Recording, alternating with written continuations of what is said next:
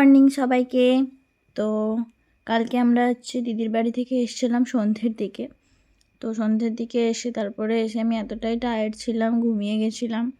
ঘুমাইনি, শুয়ে গেছিলাম আর কি। তারপরে ব্লগ করতেও ইচ্ছে হচ্ছিল না, উঠি একদম রাতে খেতে উঠেছিলাম, তো এই জন্য ব্লগটা শেষ করতে পারিনি। তারপরে সকালে উঠে যে ব্লগ স্টার্ট করে দিয়েছি। তারপরে উঠেই দেখি মা আলপনা দিতে শুরু করে দিয়েছে। অনেকটাই হয়ে গেছে, সেদিন তো দিয়েছিল, তোমাদের দেখিয়েছিলাম।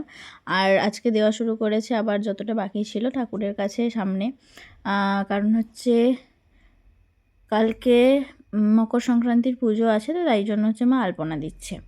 মাকে বলছিলাম একটু দেখাও আলপনাগুলো, এটাই বলছিলাম যে মকর সংক্রান্তির পুজো আছে তাই জন্য মা আলপনা দিচ্ছে। মার আলপনা দেওয়া হয়ে গেলে তারপর এই যে পেয়ারা কাটবো বলে বের করেছি, দিদির বাড়ি থেকে নিয়ে এসেছিলাম এই পেয়ারাগুলো।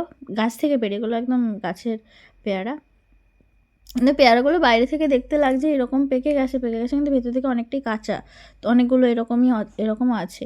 তো কিছু কিছু আছে যেগুলো এমনি ভালো পেকে গেছে, কিন্তু আর যে অনেকগুলো আছে যেগুলো ওই যে কাঁচা মতন আর কি ভেতরে। তারপর আরেকটা জিনিস এনেছিলাম, যেটা জামাইবু দিয়েছিল, হলুদ ফুলকপি। তো এইটা তারপরে রান্না করে নিচ্ছিলাম, ফুলকপির একটু রোস্ট মতন করেছিলাম, আর বাঁধাকপি ভাজা করছিলাম। জামাইবু এটা আমাকে ভালোবেসে দিয়েছে, রান্না না করে থাকতে পারি, তো এসেই আমি রান্না করা শুরু করে দিয়েছি। এটা রান্না করেছিলাম, আর বাঁধাকপির তরকারি রান্না করেছিলাম, বললাম তো। ব্যাস, এটা দুপুরের লাঞ্চ ছিল আমাদের। লাঞ্চ শেষ করে তারপরে বসে পড়েছিলাম হ্যান্ড ওয়াশটা রিফিল করতে, কারণ মা অনেক দিন থেকে বলছিল হ্যান্ড ওয়াশটা এরকমভাবে রিফিল করে দিতে। একটু মতো নিচে অনেকটাই ছিল। তারপরে ইউজ করতে করতে আমি চলে গেছিলাম, আর রিফিল করা হয়নি। তো এটাই দুপুরে রিফিল করছিলাম বসে। রিফিল করার পরে শুয়ে পড়েছিলাম। তারপরে সন্ধ্যাবেলা উঠে এই যে ছোলাটা সিদ্ধ করে নিয়েছিলাম, তারপরে খাচ্ছিলাম ছোলা সিদ্ধ।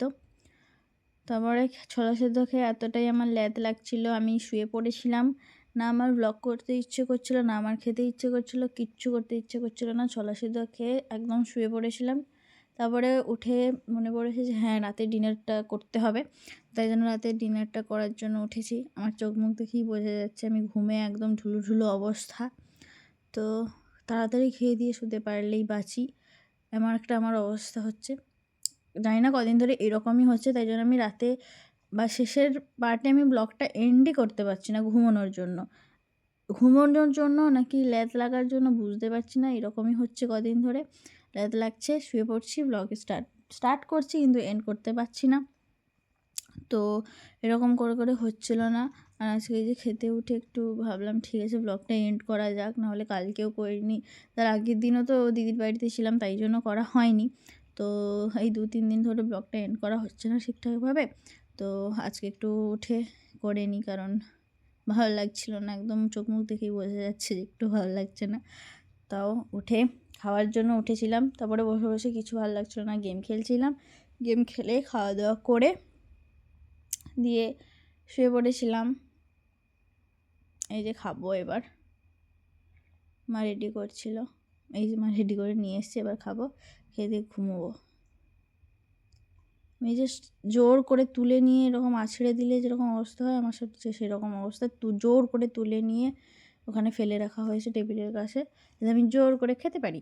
তো তারই প্রিপারেশান চলছিল খাওয়ার। আমি যে কী করছিলাম আমি নিজেই জানি না, পাগলের মতো হাত নাড়াচ্ছিলাম, কী যে বলছিলাম কে জানে, পাগলের মতো হাত নাড়াচ্ছিলাম, এইটা ওইটা সেইটা বলছিলাম বসে বসে, কী করবো আর। তো এইটাই গল্প করছিলাম। তারপর একটা আমি বসে বসে জিনিস লক্ষ্য করলাম, সেটা লিখছি, আমার না হলে এত লাগার জন্য আমি শুয়ে আছি, কিন্তু তোর কী লাগার জন্য তুই শুয়েছিস ভাই, একটু ওঠ, একটু কাজ কর। না, তাও না, সারাদিন শুয়ে আছে, কী আর করা যাবে, ছাড়ো, ওকে তো কেউ কিছু বলবে না, আমাকেই বলবে। তো চলো আজকের ব্লগটা এখানে এন্ড করছি, টাটা, গুড নাইট।